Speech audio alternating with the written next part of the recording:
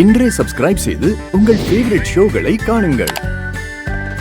Sir, நாளைக்கு கார்த்திகோட கொலை வழக்கு கோர்ட்ல ஹியரிங் வருது. வணக்கம். வணக்கங்க. நம்ம சைடுல இருந்து கார்த்திக் உயிரோட இருக்கிறதுக்கான எவிடன்ஸ் எதுவும் இன்னும் சப்மிட் பண்ணல. அதனால ஜாமீன் கேன்சல் ஆகி ஜட்ஜ்மெண்ட் கிடைக்கவும் வாய்ப்பு இருக்கு.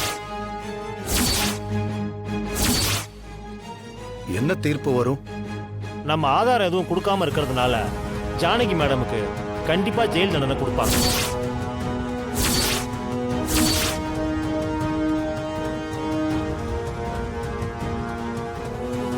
நமக்கு சாதகமா தீர்ப்பு வர்றதுக்கு எதுவும் வழி இல்லைங்களா?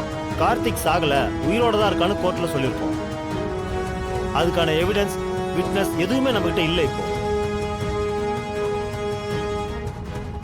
அந்த மாதிரி கிடைச்சாலோ இல்ல அந்த கார்த்தியை கோர்ட்ல கொண்டு வந்து நிறுத்தினாலோ மட்டும்தான் ஜானகி மேடம் இந்த கேஸ்ல இருந்து ரிலீஸ் ஆக முடியும்.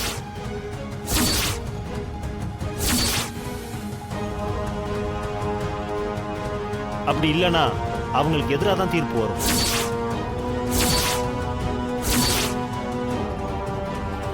நாளைக்கு எப்படியாவது அவனை கோர்ட்டுக்கு கூட்டிட்டு வந்து நிக்க வைப்பேன் சார்.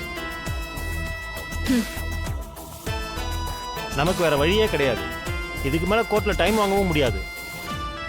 எவிடன்ஸ் மட்டும் இல்லனா ஜானகி மேடம்க்கு கண்டிப்பா சிறை தண்டனை தான் கிடைக்கும்.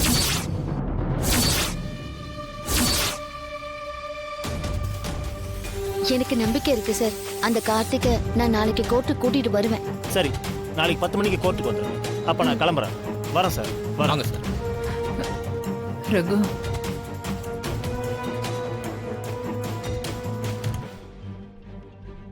கண்டவனை காப்பாத்த போய் இப்போ உன் நிலைமை எங்க வந்து நிக்குதுன்னு பாத்தியா?